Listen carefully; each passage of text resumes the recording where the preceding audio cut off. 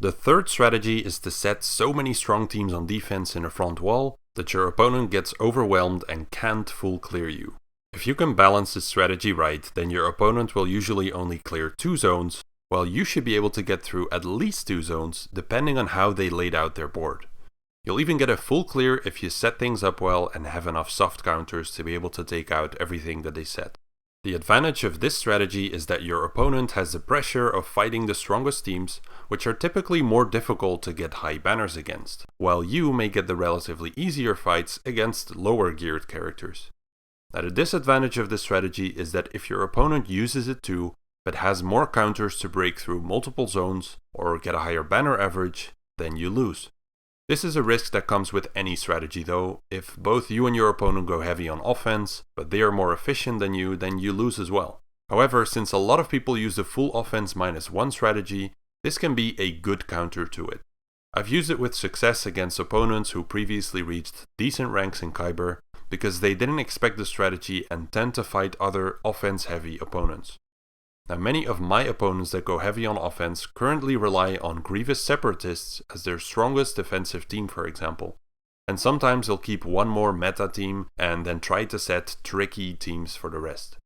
So as long as I keep a soft counter to the Grievous team and maybe one more meta team, I can generally clear most or all of their board even with everything else on defense, while they often fall short against me even though they keep everything else for offense. Now, even if my opponent does full clear me, it's easier for me to get high banners against weaker or generic defensive teams. I just need to make sure I don't fail any fights. Now, the requirements for this strategy are first of all that you must out-relic or outspeed at least a bunch of your opponent's offensive teams. This is not just a matter of having a higher relic team, the relics need to actually invalidate their usual soft counters, or the fights won't be particularly challenging. For example, if your opponent likes to use bounty hunters against Night Sisters, and you have a high relic Asajj or Daka, that probably does nothing to stop those bounty hunters, but a high relic Talzin or Spirit might do that. As for the speed aspect, you must know what it means to outspeed a team. Most teams have a character that kickstarts them.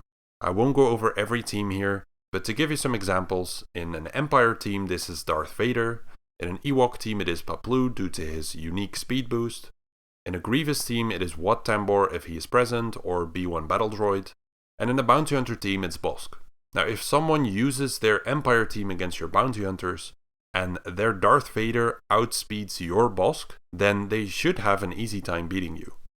If their Darth Vader is slower, however, then it becomes much harder to win, and they may have to use something else or be forced to bring along Thrawn, for example, who they might have needed to beat another team of yours. Now the second requirement is that if your opponent uses the same strategy, you should be able to beat more zones and teams than them, and this is something that you need to verify before going ahead and setting this strategy. Now if this does happen, that you use the same strategy, then probably neither of the two players will clear the board, but not everyone cares about that. So before you confidently go heavy on defense, make sure that you can beat an opponent who uses the same strategy. To figure this out, quickly write out the different scenarios of which strongest teams they may have in their front wall, and what it would leave them with on offense to clear your front walls. And then you can estimate whether that is realistic for them. So let's take an example of how I would go over this quick exercise to give you a better idea of what it looks like. So I'm taking one scenario here in which we set the same front wall. If the opponent needs their troopers to counter your Night Sisters, but you have heavily invested in your Night Sisters which are too fast for their troopers, then perhaps your opponent has to switch over to a counter using Wat Tambor, which then weakens their Grievous team. Now this in turn might allow you to use your own Night Sisters against their Grievous team, as Wat isn't there anymore. And then you could even set your Jedi Knight Revan team on defense in the place of the Night Sisters if you don't absolutely need that Jedi Knight Revan team anywhere else.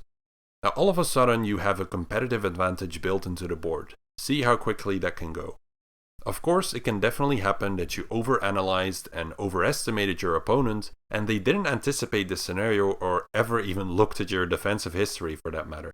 They simply kept Wat under their Grievous and have no answer for the fourth team in your front wall. In that case, you can likely still take out their Grievous team in multiple attempts, as Night Sisters would probably kill Wat Tambor and maybe take out one or two extra characters, and then you could clean it up with something else. And that would mean that you clear more teams than your opponent does. It wouldn't necessarily be efficient, but it would be a win. Now, if you go over these scenarios, but you don't have an answer to beat your opponent in efficiency in the worst case scenario, then the strategy probably won't work. Just remember though that you don't have to full clear them, you just need more banners to win. And once you change your mindset to that, winning certain matches becomes way easier than always playing the efficiency game and going for full clears. Because going for a full clear and actually losing costs you 1,000 or 1,600 banners from not getting that boost from the win. Whereas occasionally losing 200 banners because you didn't full clear your opponent doesn't add up to 1,000 that quickly. Now, as for the placement of your strongest wall on the map, you will usually want it in the front. The reason for this is that if you would set it in the back, then your opponent would potentially clear at least 2 zones and possibly 3, while you may only clear 2 at most if you can't take out one of the front zones. And then you would essentially set yourself up for a loss before even getting started. Now, if you can still beat your opponent's strong teams no matter what they set, then you can afford to put some or all of your strongest teams in the back zones. And for that I refer you to the 4th strategy. In conclusion, this is an excellent counter to the full offense -1 strategy if your opponent uses it a lot, and it works especially well if they can't outspeed your strongest teams. On the other hand, it is quite demanding for you on offense to be able to deal with many different teams and scenarios, so this strategy will probably work best for people who are really on top of their game. Now, have you ever used this strategy before? What did your front wall look like? Let me know your experiences in the comments below and subscribe for more Grand Arena strategy. The next strategy is a variation of this strategy that appeals more to bigger rosters where people tend to have multiple counters to each team, so think Division 1. Hope to see you there.